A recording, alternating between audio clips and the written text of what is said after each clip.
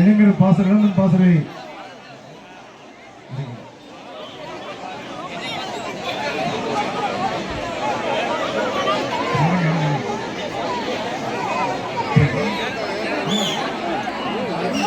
வழிபடுங்க.